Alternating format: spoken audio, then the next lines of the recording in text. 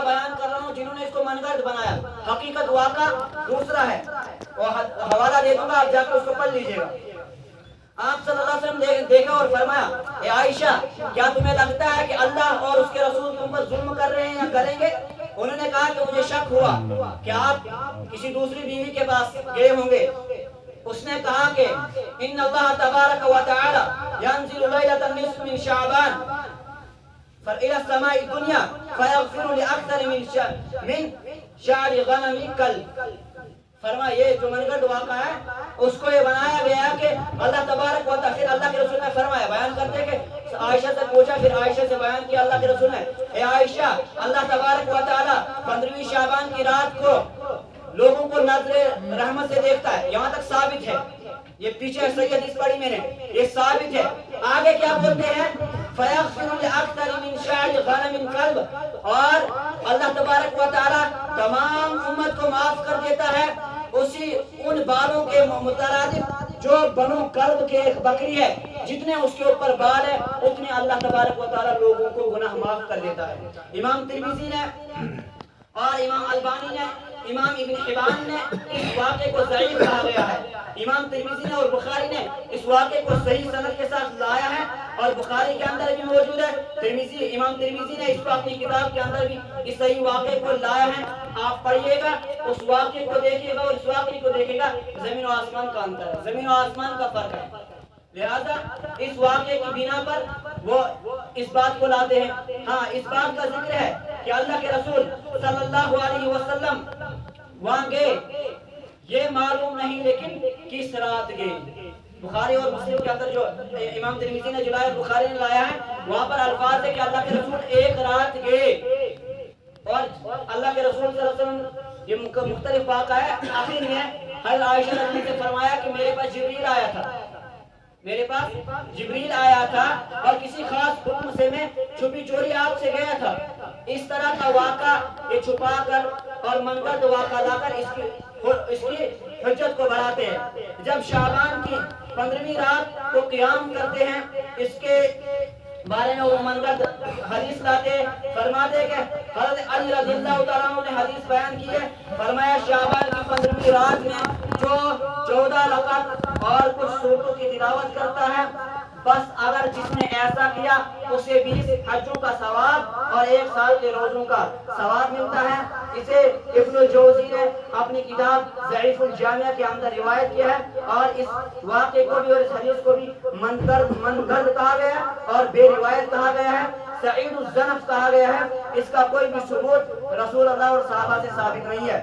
چوتھا جو عذر یہ بیان کرتے ہیں کہ حضرت رسول اکرم صلی اللہ علیہ وسلم نے اس رات کو جا کر جنت البقیہ میں آگ جلائی وغیرہ, یہ بالکل بھی جائز اور درست نہیں ہے. افسوس کی بات تو یہ ہے جس چیز سے امت مسلمہ کو روکا گیا تھا, مجوسی کیا کرتے تھے, آگ کی پرستش کرتے ہیں نا, اور آج مسلمان کیا کرتا ہے, قبروں اور مزاروں پہ جا کر موم بتی جلا کر اس کے سامنے نماز پڑھ رہا ہے. جو کام مجوسیوں کا ہے, جس کام کو اللہ کے رسول نے کرنے سے روکا ہے, وہی کام امت مسلمہ, ایک مسلمان اپنے آپ کو کہنے والا اس سند سے کہہ رہا ہے کہ رسول نے کیا, نعوذ باللہ. اللہ کے رسول صلی اللہ علیہ وسلم نے فرمایا من یقول علی ما لم اقل, جس نے یہ کہا کہ رسول اکرم صلی اللہ علیہ وسلم نے اس طرح کہا ہے, فلیتبوأ مقعدہ من النار, وہ اپنا ٹھکانہ جہنم کے اندر تیار کر لے. جس نے وہ باتیں کہی جس کا مجھ سے کوئی واسطہ نہیں ہے اور یہ کہا کہ رسول نے کہا, میری طرف حدیثیں گڑھی, میری طرف منسوخ کر کے امت کو گمراہ کیا ہے, وہ اپنا ٹھکانہ جہنم کے اندر بنا لے. لہذا ابن رجب کہتے ہیں قیام لیلۃ النصف لم يثبت فيه شيء عن النبي صلی اللہ علیہ وسلم ولا عن اصحابہ. قیام 15ویں شعبان کا روزہ اس کے اگلے دن کا نہ اللہ کے رسول کے عمل سے ثابت ہے اور نہ صحابہ سے یہ عمل ثابت ہے. آخری پوائنٹ, کیا 15ویں شعبان کی رات فیصلوں کی رات ہے؟ اللہ تبارک و تعالیٰ قرآن کریم کے اندر فرماتے ہیں اِنَّا أَنزَلْنَاهُ فِي لَيْلَةٍ مُبَارَكَةٍ إِنَّا كُنَّا مُنذِرِينَ. ہم نے اس مبارک رات کے اندر، یہ مبارک رات ہے، یہ مبارک رات ہے، اس مبارک رات کے اندر رب نے قرآن کو نازل کیا ہے۔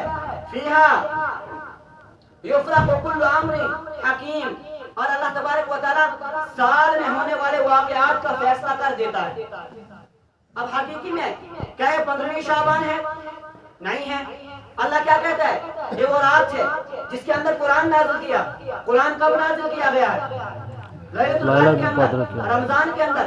دلیل کیا ہے؟ انا انزلناہ فی لیلۃ القدر، لیلۃ القدر جس کے اندر قرآن نازل کیا گیا۔ جو لیلۃ المبارک سے مراد وہ کیا ہے؟ لیلۃ القدر، لیلۃ المبارک میں قرآن نازل کیا گیا، وہ کہ شب برات میں قرآن نازل نہیں کیا گیا۔ لیلۃ المبارک سے مراد لیلۃ القدر رمضان کے اندر آخری عشرے میں جو رات پائی جاتی ہے۔ لہذا اس بنا پر آپ اس 15ویں شعبان کو شب اور قیام نہیں کر سکتے، کوئی عمل ثابت نہیں ہے۔ اس کو الٹ پھیٹ کر کے آپ امت کو گمراہ اور امت کو اندھیرے میں نہیں رکھ سکتے ہیں۔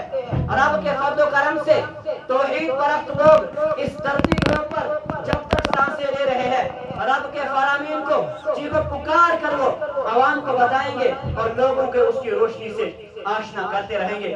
رب سے دعا کرتے ہیں رب العالمین ہم تمام کو کہنے سننے کے بعد اس پر عمل کی توفیق عطا فرمائے، شرک و بدعات سے محفوظ فرمائے، شرک و بدعات سے محفوظ فرمائے۔ رب العالمین ہمیں گمراہی سے بچائے، رب العالمین ہمیں بے رحمی سے بچائے۔ اللہ رب العالمین صراط مستقیم پر ہمیں گامزن فرمائے، اللہ رب العالمین صراط سوی پر ہمیں گامزن فرمائے۔ اللہ تبارک و تعالی ہمیں جنت کے